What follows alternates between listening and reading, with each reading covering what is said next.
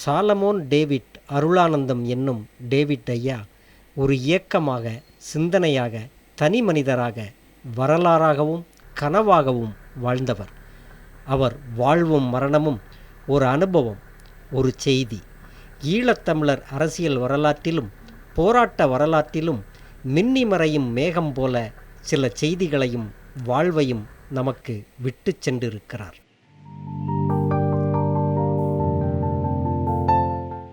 இரண்டாயிரத்தி 15ஆம் ஆண்டு மறைந்த டேவிட் ஐயாவின் வாழ்க்கை எங்கிருந்து துவங்கி எப்படி முடிந்தது என்பதை ஒரு தடமாக ஆவணப்படுத்துகிறது இந்த பதிவு.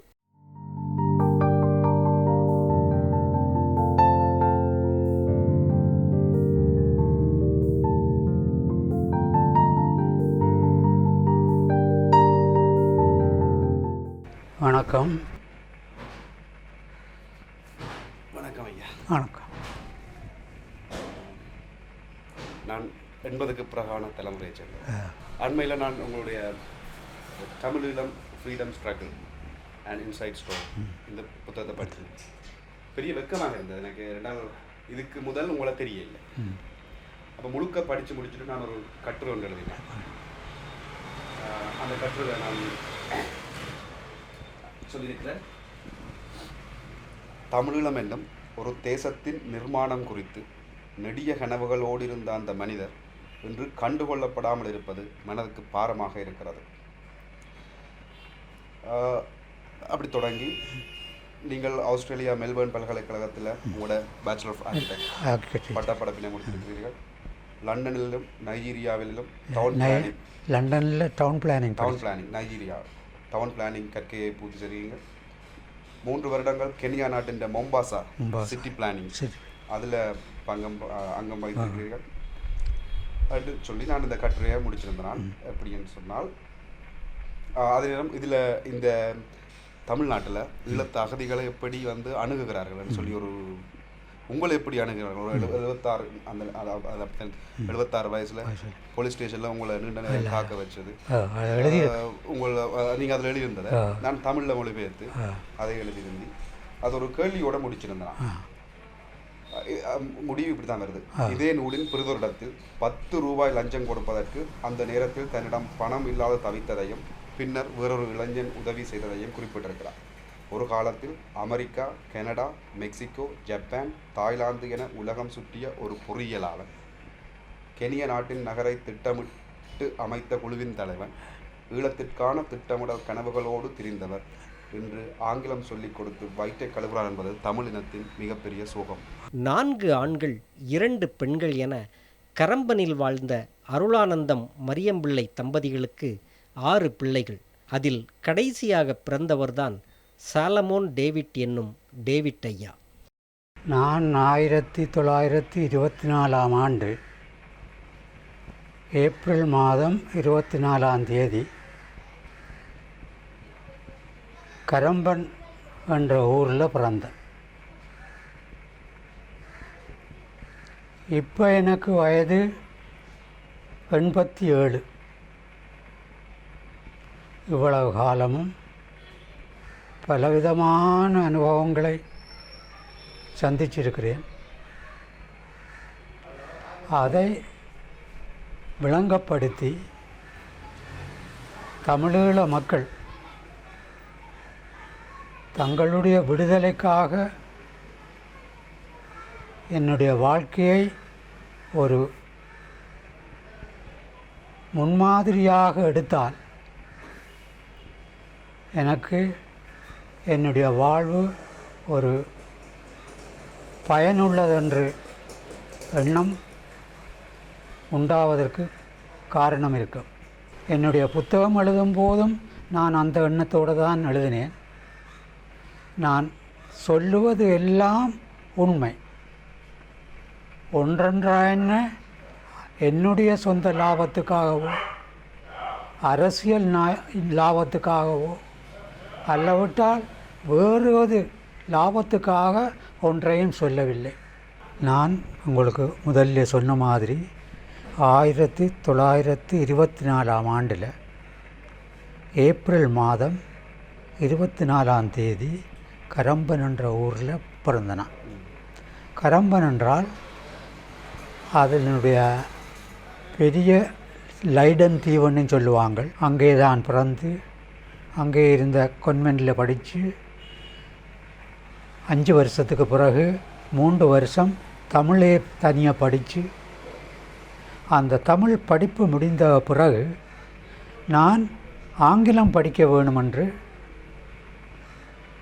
கைட்ஸில் இருந்த செயின்ட் ஆண்டனிஸ் காலேஜ், அங்கே என் அண்ணன் படித்து கொண்டிருந்தார். அந்த ஊருக்கு அந்த பள்ளிக்கூடத்தில் சேர்ந்தார்.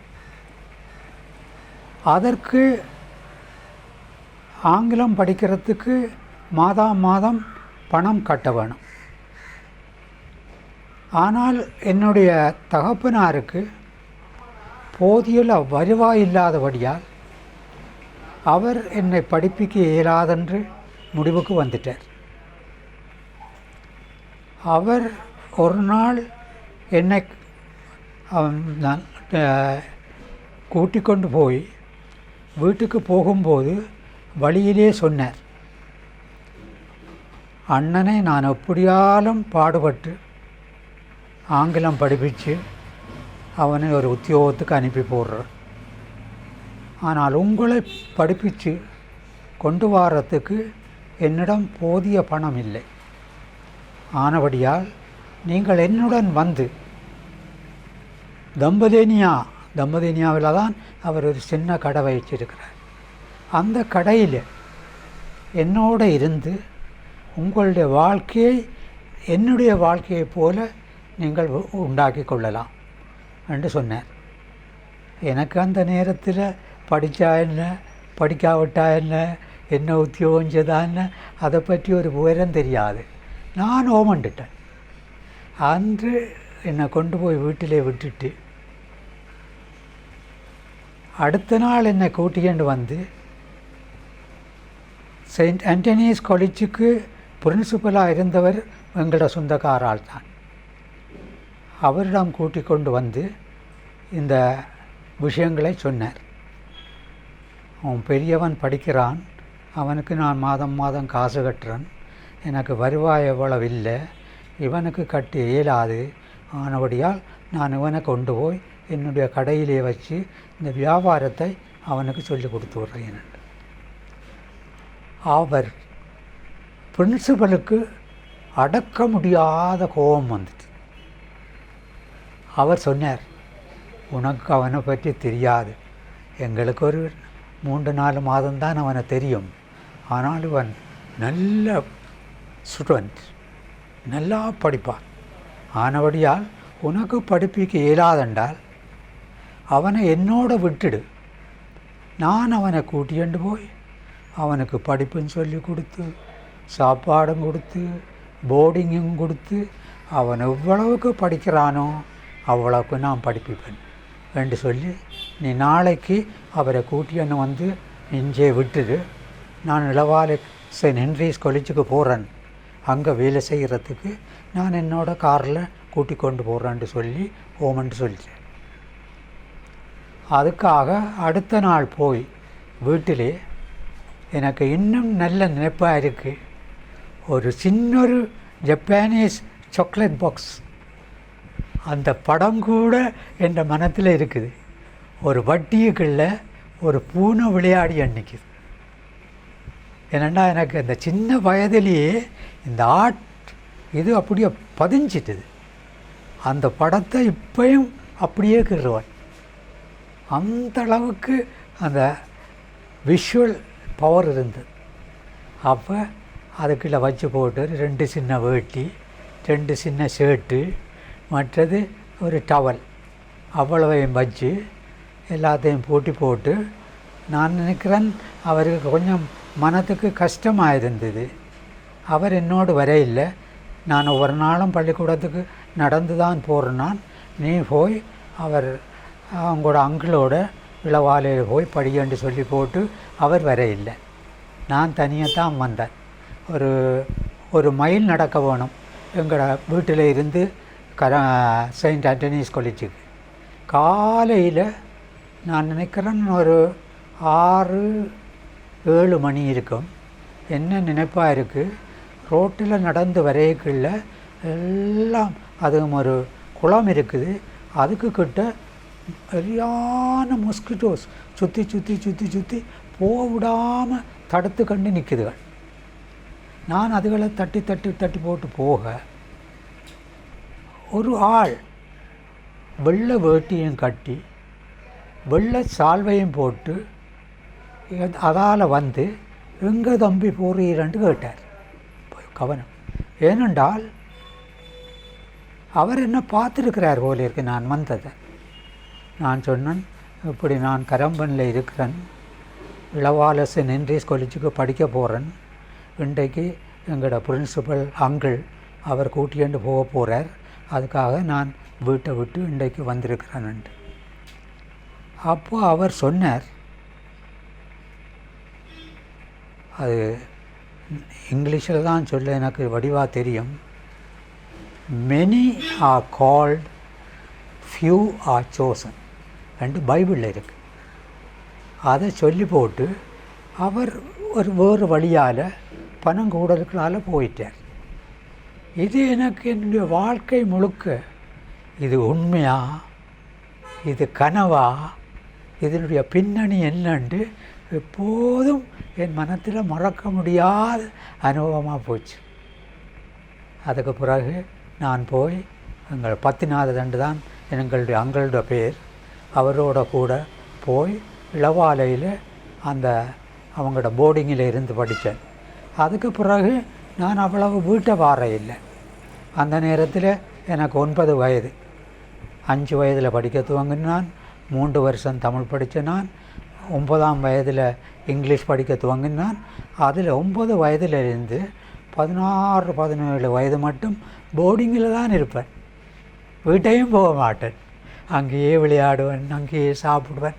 ஆனபடியால் எனக்கு சின்ன வயதில் உலக அனுபவம் இல்லை, மனதெல்லாம் அந்த பள்ளிக்கூடத்தோடையே சுற்றி சுற்றி வந்துட்டு. டேவிட் ஐயாவின் வளர்ச்சியில் 2 விஷயங்கள் முக்கிய பங்கு வகிக்கின்றன. ஒன்று ஆங்கில கல்வி, இன்னொன்று இளவாலையில் உள்ள ஹென்ரிக் கல்லூரியில் ஆங்கில புலமை பெற்ற டேவிட் ஐயாவுக்கு உலகம் பற்றிய புதிய ஞானங்களும் தேடல்களும் உருவானது அக்கல்வியால்தான் எனலாம். கட்டடக்கலை தொடர்பான ஆர்வமும் ஓவிய ஆர்வமும் உருவானதற்கு பின்னாலும் ஒரு கதை உள்ளது. நான் கரம்பன் கான்வென்ட்டில் படிக்கிற போது எனக்கு இந்த படங்கள் கீறத்தில் ஒரு டேலண்ட் இருந்திருக்கு. அது என்ன மாதிரி அதை சொல்கிறேன் என்றால், ஒரு முறை ஒரு மாங்காயை மேசையிலே வைத்து எங்களுடைய டீச்சர் வந்து இதை கீறுங்கள் என்று சொன்னார்.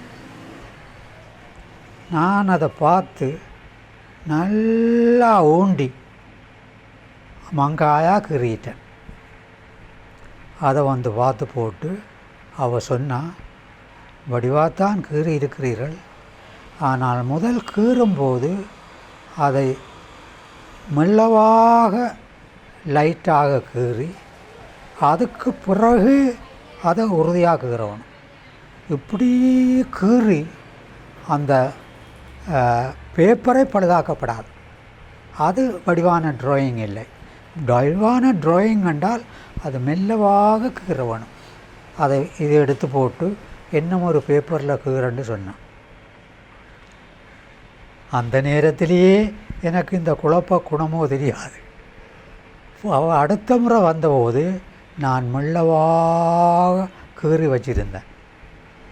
அவள் வந்து, எங்கேடா கீறி இருக்கிறாய், எங்கேடா கீறி இருக்கிறாய், நான் சொன்னதுக்காக எனக்கு தெரியாமல் கீறிட்டாண்டு அவ்வளவு மெல்லவாக கீறினேன். அந்த நாள் துவக்கம் இன்று வரையில் என் வாழ்க்கையிலே இந்த ட்ராயிங் கண்டது என்னோடையே ஒட்டி கொண்டு இருக்கு. இளவாலையில் படிக்க நல்ல ஆர்டிஸ்ட்டுகள் இருந்தாங்க. அவங்களோட பழகி சின்ன பிள்ளையாக இருக்கைக்குள்ளேயே நல்ல நல்ல பெரிய படங்களெல்லாம் கீறி கலர் பண்ணி நல்ல ஆர்ட்லேயே ஒரு முழுமையாக வந்துட்டேன். அதில் ஒரு முக்கியமான இது என்னென்றால், நாங்கள் வந்த காலத்தில் தான் முதல் சயின்ஸ் இளவால சென்ட் ஹென்ரிஸ் காலேஜுக்கு வந்திருக்கு. அதுக்கு அவங்க ஒரு இது இது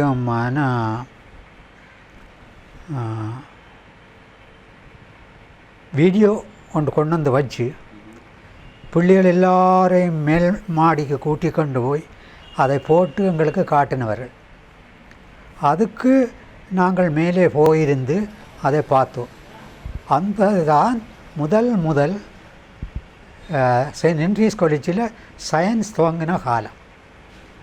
அப்போ அந்த காலத்தில் எல்லாரும் சொன்னாங்கள், இனி படிக்கிறது நீ நல்ல ஆர்டிஸ்ட் தான், ஆனாலும் ஆர்ட்டுக்கு அவ்வளவு கௌரவம் வராது, நீ கட்டாயம் சயின்ஸ் படிக்க வேணும், ஃபிசிக்ஸ் கெமிஸ்ட்ரி படித்தா தான் பின்னுக்கு அது உதவியாக இருக்கும், ஆனபடியால் இப்போ துவக்கம் நீ ஃபிசிக்ஸ் கெமிஸ்ட்ரி படியாண்டு. ஆனால் நான் இல்லையாண்டு சொல்லி போட்டேன், படிக்கவே மாட்டேன். எல்லாரும் ட்ரை பண்ணாங்க, பிரின்சிபல்கிட்டையும் போய் சொன்னாங்க, நான் மாட்டேன் சொல்லி போட்டு ட்ராயிங் தாங்கிறேன். ஆனபடியால் என்னுடைய வாழ்க்கையில் அந்த ட்ராயிங் கண்டது என்ற இரத்தத்தோடையே கூடின ஒரு விஷயம். அதால் தான் என்னுடைய வாழ்க்கை முழுக்க ஆர்கிடெக்சர், டவுன் பிளானிங் அதுகளண்டு நெடுக ட்ராயிங்கோடு தான் போச்சு. எங்களோடு ஒரு நல்ல ஆர்டிஸ்ட் இருந்தார். அவர் நல்ல படங்களெல்லாம் கீறிக்கொண்டு வருவார். நான் அதுகளை அவரிடம் எடுத்து அதுகளையெல்லாம் கொப்பி பண்ணி அவருக்கு காட்டி நெடுக ட்ராயிங் கீறுறதுலேயே என்னுடைய வாழ்க்கை தெரிஞ்சுது. ஆனாலும் மற்ற பாடங்களிலேயும் நல்லா படித்து நல்ல ப்ரைஸுகள் எல்லாம் எடுத்திருக்கிறேன். 8ஆம் வகுப்பில் அங்கே இருந்த 12 ப்ரைஸஸையும் எடுத்துட்டேன். ஒருத்தரும் ஒரு ப்ரைஸ் கூட எடுக்க இல்லாமல் போச்சு. அந்த 12க்கும் 12 புத்தகம் தந்தாங்க. அதுகளையெல்லாம் படித்து தான் ஆரம்பத்திலேயே நல்ல விவரமாக அகலமாக வாசிக்கிறத பழகிட்டேன். அதோடு இன்னும் ஒரு நல்ல கதை உங்களுக்கு சொல்ல வேணும். எங்களுக்கு இங்கிலீஷ் படிப்பித்தவர் மிஸ்டர் வேதநாயகம் என்று பண்டத்திருப்பிலிருந்து வார டீச்சர். அவருக்கு நான் இங்கிலீஷில் நல்ல விருப்பம் கொண்டவனென்று நான் தெரிஞ்சிச்சது. ஆனபடியால் அவர் என்ன ஸ்பெஷலாக கவனிப்பார். இவ்வளவுக்கு கவனித்தார் என்றார். நான் அங்கே இருக்கைக்குள்ள அவருக்கு தெரியும் எங்களுக்கு போர்டிங்கில் நல்ல சாப்பாடு கிடைக்காதுண்டு. அவருக்கு வீட்டில் இருந்து ஒவ்வொரு நாளும் நல்ல சாப்பாடு வரும், பொரிச்ச மீனெல்லாம் வரும். என்ன கண்ட உடனே வாடா டேவிடண்டு கூப்பிட்டு தனக்கு பக்கத்தில் வச்சு பொரிச்ச மீன் எனக்கு தீத்தி விடுவேன். அந்த அளவுக்கு டீச்சர்ஸ் என்ன நல்ல வடிவாக நேசித்து நல்லா படிப்பிச்சாங்க. அதால் எனக்கு இங்கிலீஷ் லாங்குவேஜ்லேயும் சரியான டெவலப்மெண்ட் வந்துடுது. ஏன்னா அந்த புத்தகங்களையும் படித்து டீச்சரும் என்னில் இன்ட்ரெஸ்ட் எடுத்து ஆரம்பத்திலேயே நல்லா வேறு ஒன்றிட்டேன் இங்கிலீஷ் லாங்குவேஜில். அதால் அது எனக்கு நல்ல உதவியாக இருந்திருக்கு. கொழும்பு நகரை முதலாக கண்டபோது டேவிட் ஐயாவின் எண்ணம் எப்படி இருந்தது? இலங்கை பொதுப்பணித்துறையில் தனது அனுபவம் எப்படி இருந்தது? நான் ஆரம்பத்தில் என்னுடைய மெட்ரிகுலேஷனை முடித்து கொண்டு 3 வருஷம் இரிகேஷன் டிபார்ட்மெண்ட்டில் இன்ஸ்பெக்டராக சேர்றதுக்கு ட்ரைனிங் 3 வருஷ ட்ரைனிங் எடுத்தேன். அதுக்கு நான் இந்த காடுகள் எல்லாம் போக வேண்டி வந்தது. முதல் வருஷம் கொழும்பில் ஜாவத்தையில் பள்ளிக்கூடத்திலேயே படித்தோம். 2ஆம் வருஷம் குருநாகலையில் அந்த பகுதியில் இருந்த காடுகளில் சேவை செய்து அங்கே வேலை செய்து கொண்டு வந்தேன். மற்றது 3ஆம் வருஷம் பசறையாண்டு மலைநாட்டில் லுணுகலையாண்டு எஸ்டேட்டுகளில் அங்கே இருந்து வேலை செய்து அங்கே பிபில மொன்றாகில் அந்த காடுகளெல்லாம் போய் சரியான மலேரியாவும் அதுவும் அந்த வேலைகளை செய்து கொண்டு வந்தேன். அதிலேயும் அங்கே இருந்த என்ஜினியரோடு எனக்கு சரி வராததால் நான் வேலை செய்ய மாட்டேன்னு சொல்லி வீட்டை போயிட்டேன். அப்படியான முடிவுகளை நான் எடுத்துருவேன் உடனே. ரெண்டு வீட்டை போயிட்டு இனி என்ன செய்கிறது, திருப்பி எதுவும் படிக்க வேணுமென்று என்ன கொழும்பு டெக்னிக்கல் காலேஜில் என்னுடைய அண்ணன் இருந்தவர். நான் சொன்னேன், அண்ணன் படிக்கிறார் இங்கிலீஷ் அண்டு. அவர் ஒரு உத்தியோகத்தில் இருந்தவர் கொழும்பில்.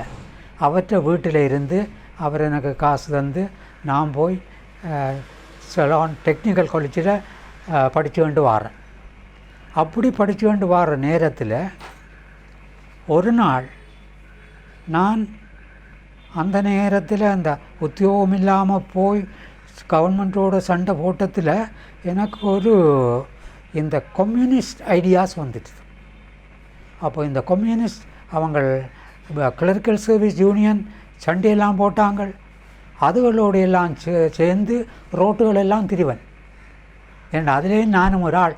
என்னடா இதெல்லாம் வாழ்க்கையும் ஒரு மாதிரி முறிஞ்சு போச்சு. ஆனபடியால் அவங்களோட போகிற நேரத்தில் ஒரு நாள் அவங்கள ஒரு இதுக்கு போனாங்க, வழியில் சத்தம் போட்டுக்கண்டு. அவங்களோட போய் போகிற நேரத்தில் அந்த அப்போ ஸ்டேட் கவுன்சில் தான் இருந்தது, பார்லிமெண்ட் இல்லை. அப்போ ஸ்டேட் கவுன்சிலில் மீட்டிங் என்னவோ நடக்குது. அப்போ எனக்கு ஒரு எண்ணம் வந்தது, இப்போ போய் நான் இந்த ஸ்டேட் கவுன்சில் எப்படி நடக்குதுன்ட்டு பார்ப்போம்ன்ட்டு போட்டு இந்த கூட்டத்தை விட்டுட்டு நான் ஸ்டேட் கவுன்சிலுக்குள்ளுக்கு போயிட்டேன். போய் கேலரியில் இருக்க என்னுடைய நல்ல காலத்துக்கோ அல்லவிட்டா பொல்லாத காலத்துக்கோ தந்தை செல்வா தான் பேசிக்கொண்டு நிற்கிறேன். தந்தை செல்வா பேசிக்கொண்டு நிற்கிறார். அதுவும் என்னத்தை பற்றி பேசிக்கொண்டிருக்கிறார், the colonisation of Tamil areas with Sinhalese. இனி அவர் பேசுனா எல்லாம் கிளியர் கட்டாக இருக்கும். ஒரு வார்த்தை கூட பேசாமல் சொல்லு, எல்லாம் அவங்களெல்லாம் போட்டு குழப்புறாங்க அவரை. நான் பார்க்குறேன், ஒன்றும் விடாமல் சொல்லி சொல்லி சொல்லி போய் கடைசியாக சொன்னார், நான் உங்களுக்கு ஒரு வார்னிங் தாரேன், இதை நீங்கள் தொடர்ந்து போனால் நீங்கள் போடுற கொலனைசேஷன் ஸ்கீம்ஸ் எல்லாத்துலேயும் ரத்தம் ஆறாக ஓடும். இப்பயும் என் மனத்தில் இருக்கு. அப்படியே வந்தது தானே, அது என் மனத்துக்குள்ளே போயிடுச்சு. அதுக்கு பிறகு எனக்கு மாற்றம் இல்லை, இதுதான் என்ற வழியாண்டது அப்பயே தெரிஞ்சிட்டு. அதுக்கு பிறகு நான் ஒர்க் பண்ணது என்னத்துக்கண்டா, என்னுடைய சிஸ்டர்ஸ் என்னுடைய அங்கிள் அவையெல்லாம் ஒரு வழி இல்லாத ஆக்கள். இவ்வளோ காசையும் முளைச்சி அவைக்கு செய்கிறது. அவைக்கும் ஒவ்வொரு வீடு கட்டி கொடுத்தேன். 2 சிஸ்டர்ஸுக்கும் 2 வீடு கட்டி கொடுத்தேன். ஒரு என்ன என்ற அம்மாவோட சிஸ்டர் தான் என்ன வளர்த்தவர். அம்மா போயிட்டா தம்பதினியால் ஐயா இருக்கிற கடைக்கு. அவள் தான் என்னை தூக்கி தூக்கி வளர்க்குறது. ஆனபடியால் அவவுக்கும் கட்டி கொடுக்க வேணுமென்று அவவுக்கும் ஒன்று கட்டி கொடுத்தேன். 3-4 முறை நான் ஹாலிடேஸில் வரையக்கில்ல, எனக்கு தானே பில்டிங் முழுக்க தெரியுமே, எல்லாம் கட்டி வீடு கட்டி கொடுத்துட்டு போயிட்டேன். இப்போ அந்த கட்டை எல்லாம் உடஞ்சி கிடக்கு. எல்லாரும் வெளிநாட்டுக்கு போயிட்டாங்க. ஆனால் அதெல்லாம் முடிஞ்சு இனி இவ தங்கிற பாட்டில் சிவிப்பினுமன்ற பிறகு 1970ஆம் ஆண்டில் நான் என்ற வேலையில் இருந்து ஒரு மாதம் 40-50,000 ரூபா சேலரி அப்படியே விட்டுட்டு வந்துட்டேன். விட்டு எனக்கு தெரியும், பெண்ணுக்கு இப்படி ஒரு சான்ஸ் வராது, இவ்வளோ பணம் என்னட்ட இருக்காது, இப்பயே உலகத்தை பார்த்துட்டு போகுமெண்டு என்னுடைய ஃப்ரெண்டுகிட்ட போய், அவர் இதாக இருந்தவர் ஏஜெண்ட்டாக, ட்ராவல் ஏஜெண்ட், அவர்கிட்ட சொல்லி அவர் சொன்னார், நான் உங்களுக்கு நல்ல ஒரு பிளான் போட்டு தாரேன், அதன்படி நீங்கள் போருங்கோ, உங்களுக்கு செலவு குறையும் இருன்னு கண்டு எல்லா உலகம் முழுக்க எல்லா ஊருக்கும் ஒரு திட்டம் போட்டு தந்தார். இந்தளவு கட்டு டிக்கெட். அது அவ்வளோ கணக்கு வர இல்லை.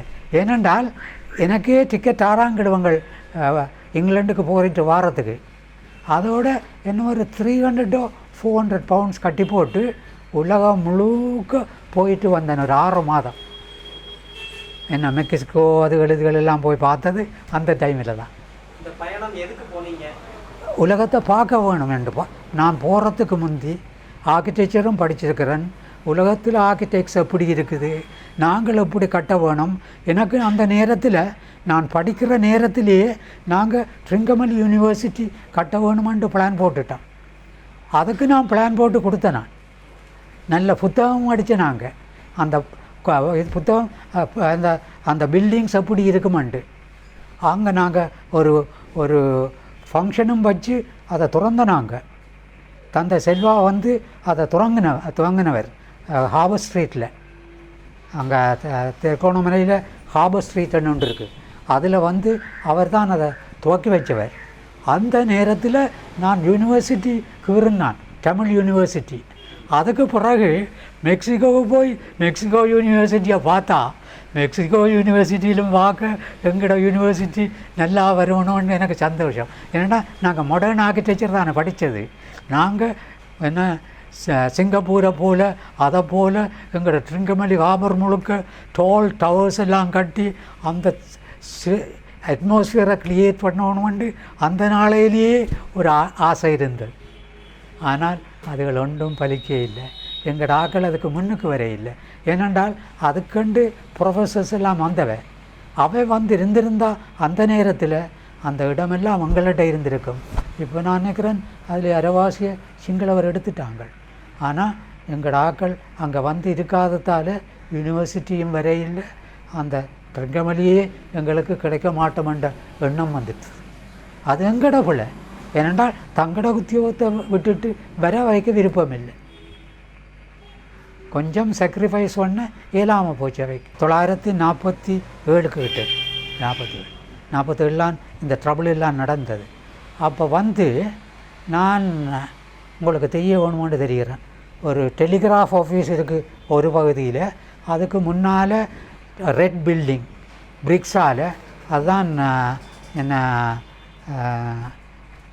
இந்த பிடபிள்யூடி பில்டிங், நல்ல பெரிய பில்டிங், ரெட் பிரிக்ஸால் கட்டினது வடிவான பில்டிங்.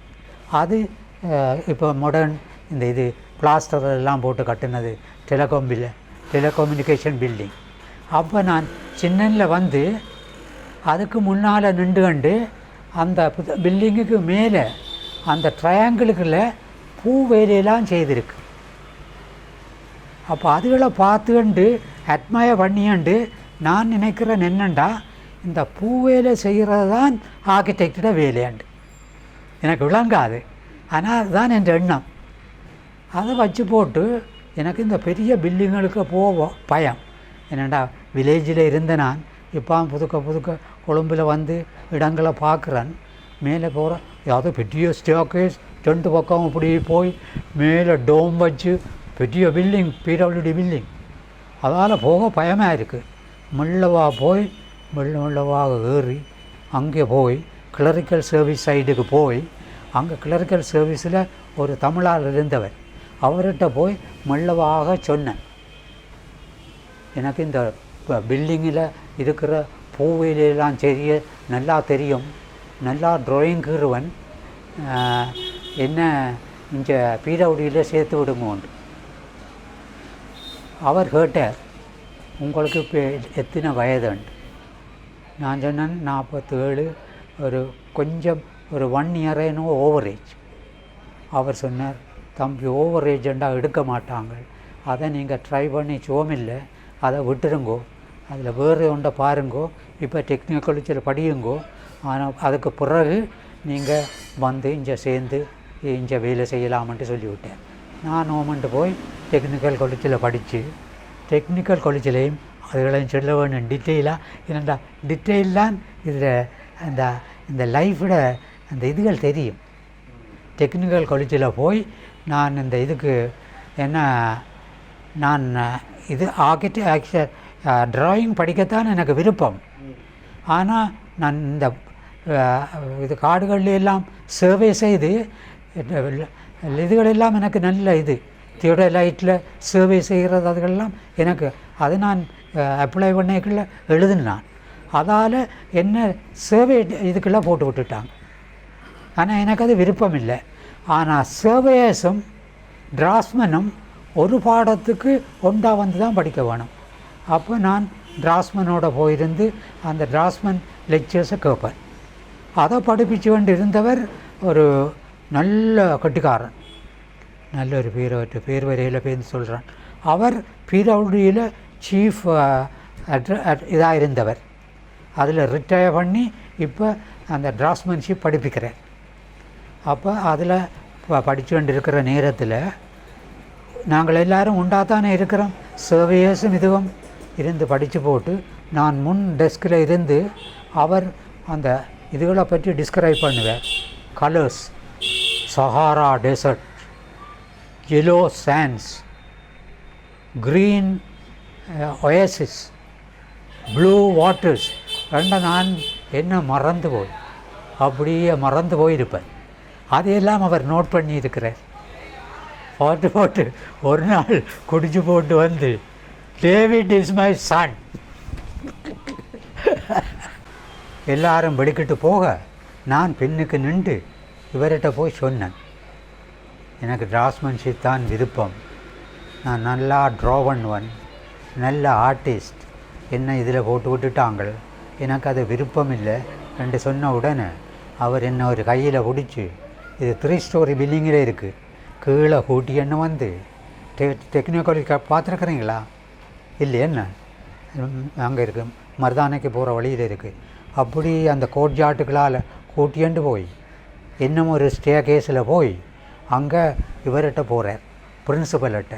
பிரின்சிபலும் யாழ்ப்பாணத்தாடலாம், எனக்கு அவர்கிட்ட பேர்கள் வருவது இல்லை. அவர்கிட்ட போய் சொன்னார், என்னை கையில் பிடிச்ச வேண்டு, என்ன வேலை செய்திருக்கிறீங்க, இவன் டிராஃப்ட்மேன்ஷிப் படிக்க போகிறேன்னு சொல்கிறான், ட்ராயிங் கீறுறது தான் அவனுக்கு விருப்பம்ன்ட்டு சொல்கிறான், நீங்கள் அவனை போய் சர்வேயரன் லெவரில் போட்டிருக்குறீங்க, அவன் மலேரியா எல்லாம் வந்து அதில் அதுக்கு அவனுக்கு விருப்பம் இல்லை என்ற ஒரு லெக்சர் அடித்தார். ஏண்டா அவர் சின்னாள், இவர் பெரியார், வயதான ஆள். அவர் சொன்ன, எங்களுக்கு அதை பற்றி ஒரு கவலையும் இல்லை, நீங்களே கூட்டிகிட்டு போய் வச்சு படிப்பீங்க, பாருங்கோ அது என்ன மாதிரி டேர்ன் பண்ணுதாண்டு, என்ன விதமாக அது டேர்ன் பண்ணுதாண்டு அந்த லைஃப். அதுக்கு பிறகு நான் அங்கே போய் இருந்துட்டேன். அங்கே போயிருந்து அவர் சொன்ன ட்ராயிங் எல்லாம் டிப்டப்பாக கீறி எல்லாம் பைன் பண்ணி நல்ல ஆர்டிஸ்டிக் லெட்டர்ஸ் எல்லாம் போட்டு கடைசியாக இந்த பிடபிள்யூடி மினிஸ்டர், அவன் ஒரு இந்த இது ஆர்மியில் இருந்தவன், அவனுக்கு பேர் என்ன, கொபைக்கடுவா, இதில் என்ன ஒர்க்ஸ் மினிஸ்டராக இருந்தான், 1947 போல் இருக்கு. அவன் வந்தவன், ஏன்னா ஃபர்ஸ்ட் பேட்ச் ஆஃப் என்ன டிராஃப்ட்மேன், அவங்கள வந்து பார்க்க வேணும், நீங்கள் எல்லாம் படிவாக்கு இருக்கிறார், டேவிட் ஒரு ஆட்டுக்க நல்லா வேறு வாரவங்க கொண்டு கூட்டின்னு வந்து எந்த ட்ராயிங்கை தான் விரித்து பார்க்கணும். 1 2 3 4 பார்த்து 2 போட்டு அவர் ஆர்மி லாங்குவேஜில் சொல்கிறார், என்ன ஸ்ட்ரைட் ஃபார்வர்ட் மேன். அவர் சொல்கிறார், this fellow is a crack shot, there is no application for him, send him straight to my department. அங்கேயே ஜப் தந்துட்டு போயிட்டார். பார்த்தீங்களா, எங்கே போய் மாட்டுப்படுதுன்னு. உடனே இது முடிஞ்ச உடனே நான் அங்கே போயிருக்கிறேன். அங்கே போயிருந்தால் 2-3 இயர்ஸ் ஓவரேஜ் ஆக்களும் இருக்கிறாங்க ஆர்கிடெக்சர் படித்து கண்டு, என்ன 1 இயர் ஓவரேஜுக்கு விட மாட்டேன்ட்டாங்க. அப்போ நான் இதுகளெல்லாம் கீறிட்டேன் தானே.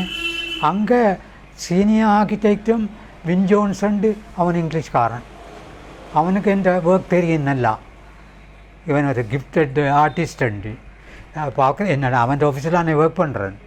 அதுக்கு பிறகு அந்த டைரக்டர் ஆஃப் பப்ளிக் ஒர்க்ஸும் இங்கிலீஷ் ஃபெலோ. அப்போ இங்கிலீஷ்மேன் இருந்தவங்க எங்கடாக்கள் வரையே இல்லை. அப்போ அவனும் இது அவங்களாம் இந்த ஒரு ஸ்காலர்ஷிப் வச்சு ஸ்காலர்ஷிப்பில் செலக்ட் பண்ணுறது. அப்போ அவங்க 2 பேரும் சொல்லுவாட்டாங்க, இது டேவிட்டுக்கு தான் கொடுக்க வேணும். ஏன்னா இவ 2 பேரும் போய் சொல்லி போட்டினோம், அவன் ஒரு ஸ்பெஷல் ஃபெலோ, வேறு ஆக்களுக்கு கொடுத்துடாதையும் உண்டு. ஆனால் அதில் மினிஸ்டர் மாற்ற சொந்தக்காரர் எல்லாம் இருக்கிறாங்க, அவங்களுக்கு ஒருத்தருக்கும் கொடுக்காம எனக்கு தான் தந்தாங்க அந்த ஸ்காலர்ஷிப்பை. ஆஸ்திரேலியாவுக்கு போகிற ஸ்காலர்ஷிப்பை இவங்கள் வின் ஜோன்ஸும் அந்த டைரக்டரும் சொல்லித்தான் எனக்கு தந்தது. அப்பையும் பாருங்கோ, அதை போடுறண்டா போடலாம், அல்ல விட்டால் விடலாம். அப்போ பாருங்கோ அந்த சிங்களவற்ற வைராக்கியத்தை இது எப்படியண்டா என்ன நிப்பாட்ட வேணுமென்று ஒரு பிட்டிஷன் போட்டிருக்கிறாங்க. இவருக்கு அஸ்மா இருக்குண்டு, அது நிப்பாட்டுறதுக்கு. அஸ்மாவும் அதுக்கு என்னென்னு சொல்கிறேன், வீசிங்கும் அந்த ஒரு டிபி இருக்குண்டு பிட்டிஷன் போட்டுட்டாங்க சிங்களவர். உடனே அவங்க கேட்டாங்க, இது என்ன டிபின்னு போட்டிருக்கு, அவர் டாக்டர் ஒன்றுமில்லை, அதெல்லாம் சரியென்று தந்திருக்கிறாருண்ட. நான் உடனே ஓடி போனேன் ஜென்ரல் ஹாஸ்பிட்டலுக்கு, தமிழ் டாக்டர் தானே, அவர்கிட்ட சொன்னேன், இந்த டிபி அண்டு என் ஸ்காலர்ஷிப்பை கேன்சல் பண்ணுறாங்க. அவர் யாரடா சொன்னது டிபி இருக்குண்டு உனக்கு, ஒரு பேப்பர் கொண்டு வாண்டு எழுதி விட்டார், நாட் டிபி nothing, he is quite all right என்று அவர் கடிதம் எழுதி தந்து தான் பேருந்து திருப்பி என்னை விட்டார். பாரும் என்ன மாதிரி அதுகளை முறிக்க பார்க்குறாங்களே. 1953 3 இயர்ஸுக்கு போனேன். நான் போய் ஆஸ்திரேலியாவில் படித்து போட்டு 56 வந்தேன். நான் திரும்பி விழுந்து அடுத்த நாள் செல்லநாயம் அவையெல்லாம் கோல்ட் ஃபேஸில் இந்த இதுக்கு இருக்கணும் சத்தியாகிரகம், எல்லாம் மழை தோறுது. ஒரு போலீஸுகளெல்லாம் நின்று சிங்களவரை சொல்லி அடியுங்கடா எறியுங்கடா கல்லண்டு எல்லாம் சொல்கிறாங்க. அப்போ நான் அடுத்த நாள் ஆஸ்திரேலியாவில் இருந்து வந்த அடுத்த நாள் ஆஃபீஸில் வந்துட்டு விட்டனே இஞ்ச வாரன். அங்கே இருந்து சிங்களவங்களுமே என்னோட நல்ல விருப்பம், போகாதையும் கையா அவங்க கல்லால் எறிஞ்சு கொண்டு போடுவாங்க, நீங்கள்னு பார்க்க மாட்டாங்க. நான் இல்லை போய் பார்க்க வேணுமென்று போய் முழுக்க பார்த்தேன். அந்த ஜனங்களுக்குள்ள ஆக்களை தூக்குனாங்கள், பீராலைக்கு எறிஞ்சாங்கள், உழக்குனாங்கள், பொலிசுகளை அவங்கள அடியுங்கடான்னு சொன்னாங்கள். இவர் என்ன செல்லநாயம் மரத்தெல்லாம் மூடி பிடிச்சி அவர் காயப்படாமல் கூட்டி கொண்டு போனார்கள். இவரை அடித்து அவர் அந்த கோல்ஃபேஸ் ஹவுஸுக்குள்ளே வேட்டியும் இல்லாமல் ஓடினார். அவர்கிட்ட சிகிச்சன், அவருக்கு பேர் என்ன எனக்கு பேர் தெரியாது. அவர் அதுகளெல்லாம் கண்ணால் பார்த்தேன். அப்போ என் மனத்தில் இந்த இதுகள் எல்லாம் இறுகி போச்சு.